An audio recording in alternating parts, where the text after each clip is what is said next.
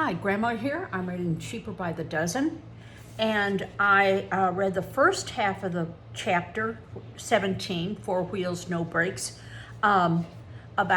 mostly about how the times were changing between the late 1900s and the 1920s.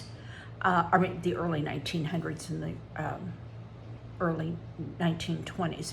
In just a 10-year period, it went from not much different from 50, 100 years earlier, and just suddenly everything became different.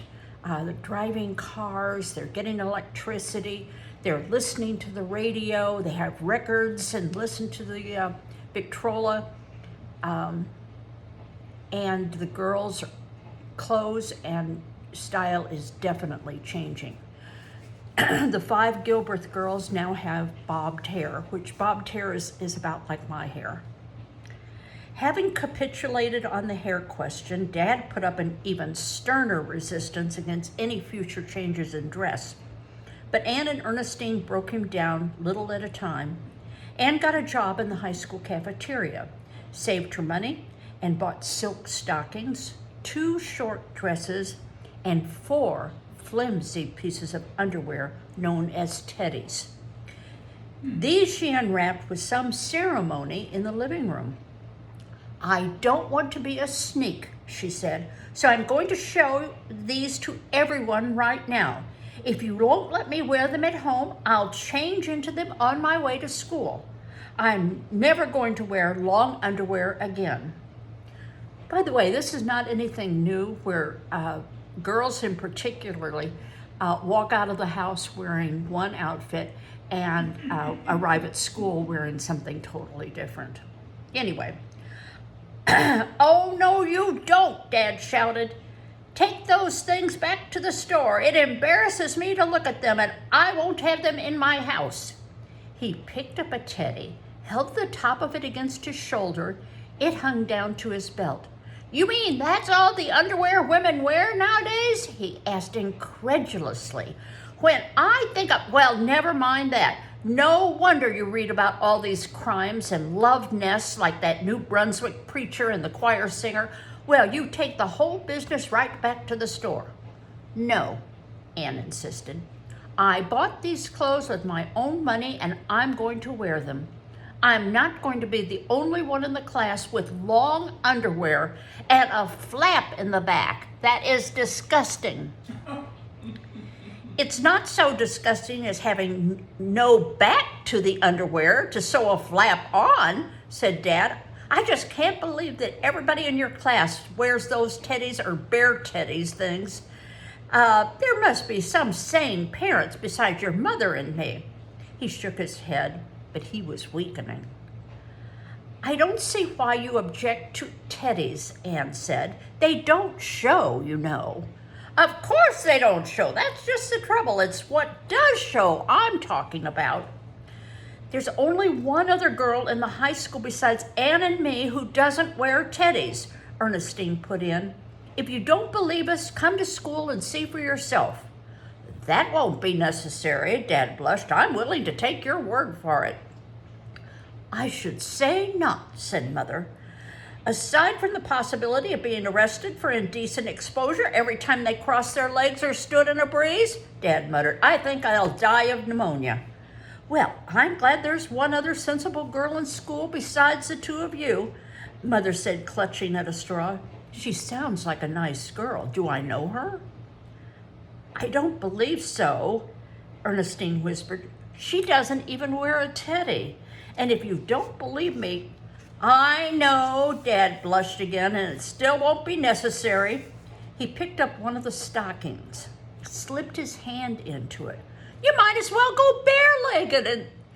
And as to where these, you can see right through them. It's the last of the 7 veils, and those arrows at the bottom, why do they point in that direction?"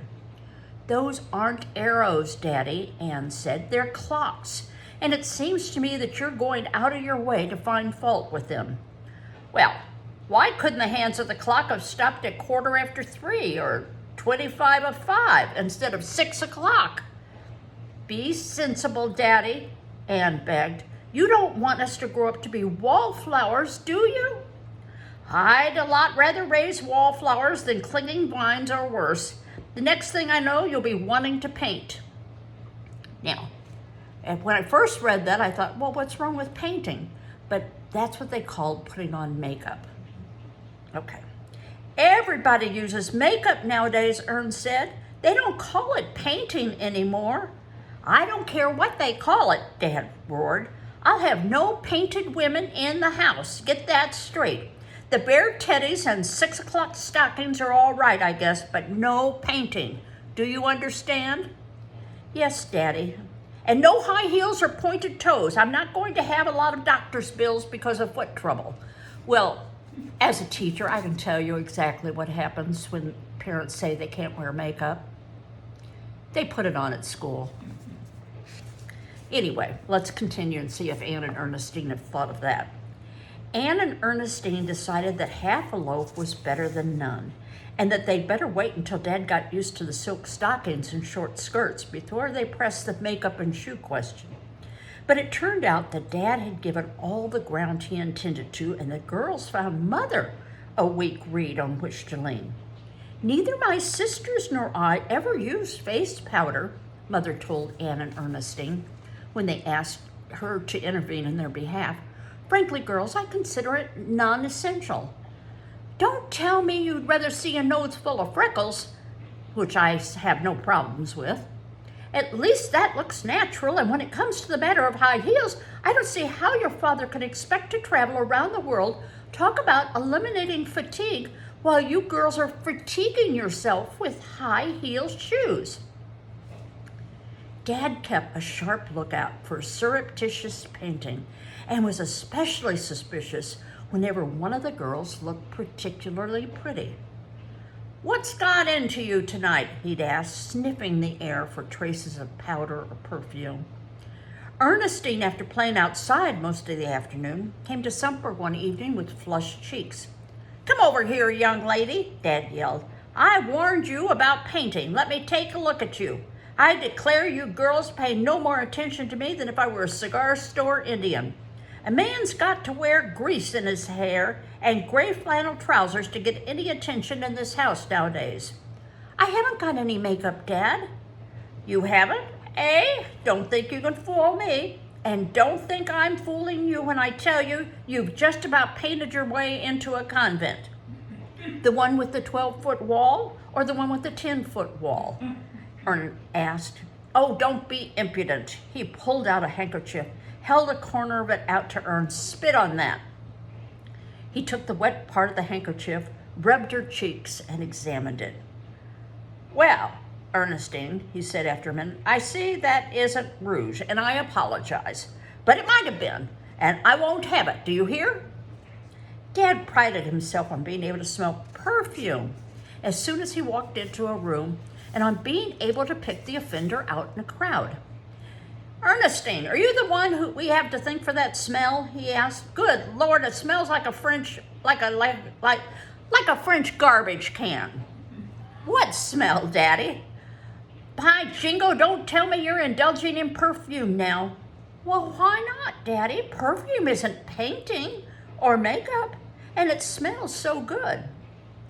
All I know is what one man thinks, Ernestine complained. Oh, I skipped a paragraph. Why not? Because it sticks up good fresh air. That's why not. Now go wash that stuff off before I come up and wash it off for you. Don't you know what men think when they smell perfume on a woman? All I know is what one man thinks, Ernestine complained, and he thinks I should wash it off. Thinks nothing, said Dad. He knows, and he's telling you now, get moving. Clothes remained a subject of considerable friction, but the matter that threatened to affect Dad's stability was jazz. Radios were innocuous, being still in the car whisker and headphone stage, the cat whisker and headphone stage, and featuring such stimulating programs as the Arlington Time signals. But 5- and 6-piece dance bands were turning out huge piles of gramophone records, and we tried to buy them all.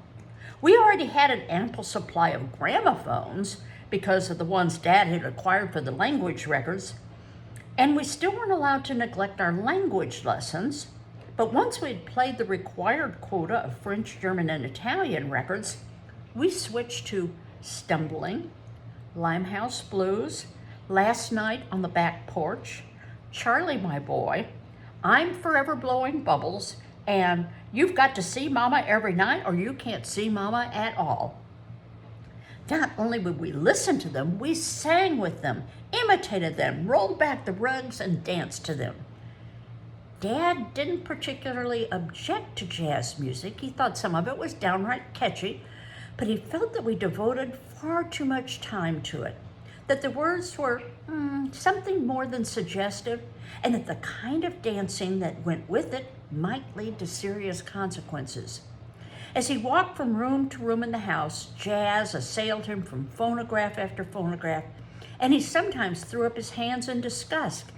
Da-da, dee-da-da-da, he mellowed sarcastically. If you spent half as much time improving your minds as you do memorizing those stupid songs, you could recite the Koran forwards and backwards. Wind up the Victrola and let's have some more jazz. Da-da-dee-da-da-da-da-da-da-da. Let's have that record about I Love My Sweetie 100 times a night. You made that song up, we told him. That's not a record, Daddy. Maybe it's not a record, but take it from me, it's well above average. Da-da-da-da, da-da-da-da. When Anne came home from school one afternoon and announced that she had been invited to her first dance, she seemed so happy that Dad and Mother were happy for her. I told you that if I started dressing like the other girls, everything would be all right, and then I would be popular with the boys, Anne crowed. Joe Scales has asked me to go with him to prom next Friday night. That's lovely, dear, Mother said. That's just fine, Dad smiled. Is he a nice boy? Nice? Gee, I'll say he's a cheerleader and he has a car. Two mighty fine recommendations, Dad said. If only he had a raccoon coat, I suppose he'd be listed in the yearbook as the one most likely to succeed. The sarcasm was lost on Anne. He's going to get his raccoon coat next year when he goes to Yale, she hastened to assure Dad. His father promised it to him if he passes his work. Well, that takes a load off my mind, said Dad. It used to be that a father promised his son a gold watch if he didn't smoke until he was 21. Now the kids get a raccoon coat as a matter of routine if they manage to stumble through high school. He shook his head and sighed. Honestly, I don't know what this world's coming to, he said. I really don't. Friday night, you say? He pulled a notebook out of his pocket, consulted it. It's all right, I can make it. You can what? Anne asked him suspiciously. I can make the dance, said Dad. You didn't think for a minute I was going to let you go out by yourself at night with that cheerleader, do you? Oh, Daddy, Anne moaned. You wouldn't spoil everything by doing something like that, would you? What's he going to think of me? He'll think you're a sensible, well-brought-up child with sensible parents, Mother put in. I'm sure if I called up his mother right now, she'd be glad to hear that your father was going along as a chaperone. Don't you trust your flesh and blood? Of course we trust you, Dad said. I know you've been brought up right. I trust all my daughters. It's that cheerleader I don't trust. Now, you might as well make up your mind to it. Either I go or you don't. Do you think it would help if I called up his mother and explained the situation to her? Mother asked. Anne had become philosophic about breaking Dad down a little at a time. She had suspected all along there was going to be a third person on her first date. No thanks, Mother, she said. I'd better announce the news myself in my own way. I guess I'll have to tell him about some people still being in the dark concerning the expression that two's company and three's a crowd. I don't know what he's going to say, though. Oh, he'll probably be tickled to death to have someone along to pay for the sodas, Dad told her. Shall I tell him we'll go in his car or yours? Anne asked. His car? I haven't seen it, but I can imagine it. No doors, no fenders, no top, and a lot of writing about, in case of fire, throw this in.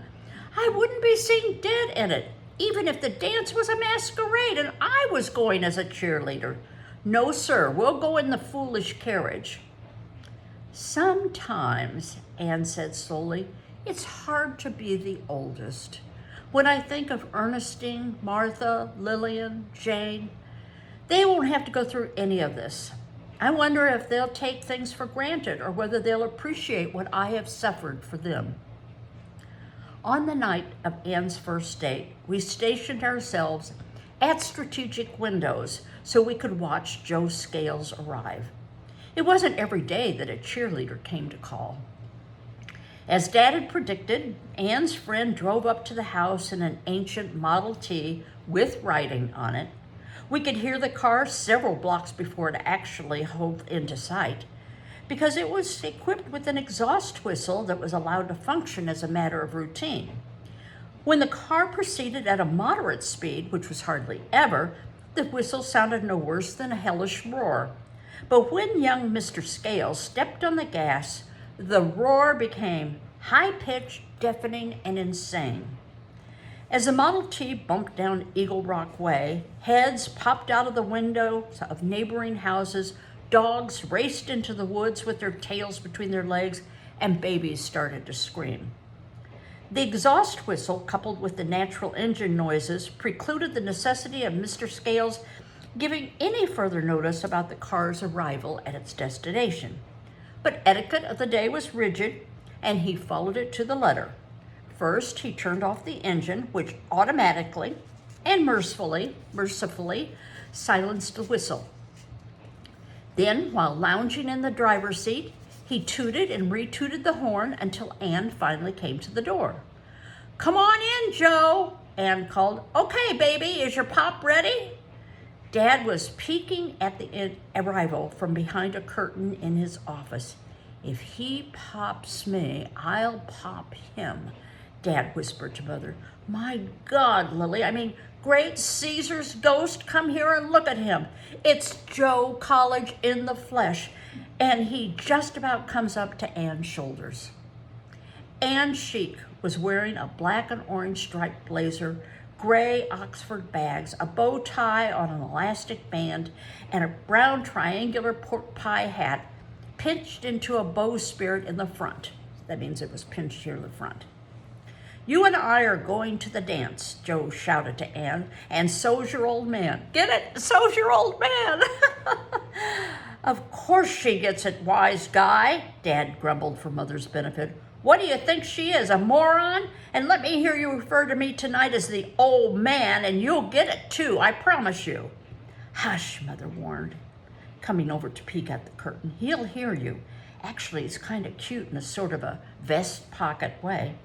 "Cute," said Dad. "He looks like what might happen if a pygmy married a barber pole. And look at that car. What's that written on the side?"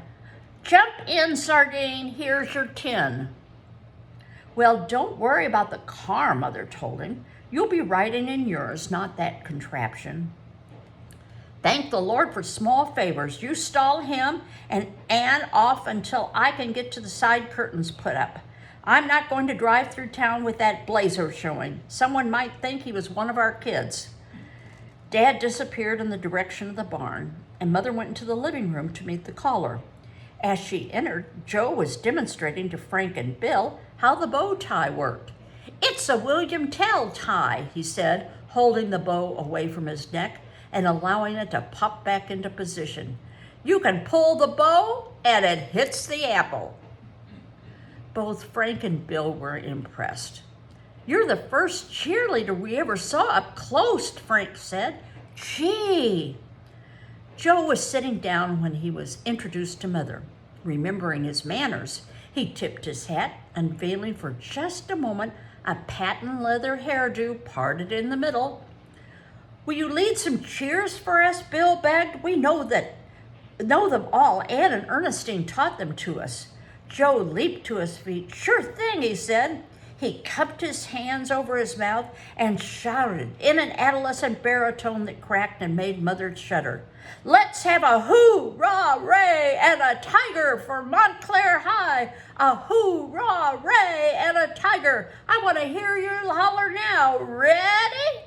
He turned sideways to us, dropped on one knee, and made his fist go in a circle like a squirrel on a treadmill. Hoo, he screamed at the top of his voice. Rah! Ray! It was at this point that Dad entered the room. He stood viewing the proceeding with disgust, lips pursed, hands on his hips. At the end of the chair, he sidled over to Mother. The car won't start, he whispered, and I can't say that I blame it. What shall I do? Well, you could go in his car. With that insane calliope and those signs, Dad hissed. Do I look like a sardine looking for a tin to leap into? Not exactly, Mother conceded. Why don't you call a cab then? Look at him, Dad whispered. He doesn't come up to her shoulder. He wouldn't dare get funny with her. She'd knock him cold. Dad walked over to where Joe and Anne were sitting. I hope you youngsters won't mind, he said, but I won't be able to go to the dance with you. No, we won't mind, Daddy, said Anne. Do we, Joe? A hoorah-ray and a tiger for me, is that it? Dad asked. Joe made no attempt to hide his elation. That's it, he said. Come on, baby, let's shake that thing. We're running late. Now, I want you to be home at midnight, Dad said to Anne. I'm going to be right here waiting for you. If you're not here by 1 minute after midnight, I'm coming to look for you. Do you understand? All right, Daddy, Anne grinned. Good old foolish carriage saved the day, didn't it? That, said Dad, and the way certain other matters, he looked pointedly down at Scales, shaped up. Come on, Cinderella, said Scales, before the good fairy turns things into field mice and pumpkins. He and Anne departed, and he didn't forget to tip his hat. Do you guess he meant me? Dad asked Mother. Why, I ought to break his neck. Of course not. He was speaking in generalities, I'm sure. The hellish whistle could be heard gradually disappearing in the distance. So there were a lot of similarities in teenagers then and teenagers now. I pointed out a couple of them. Can you think of others?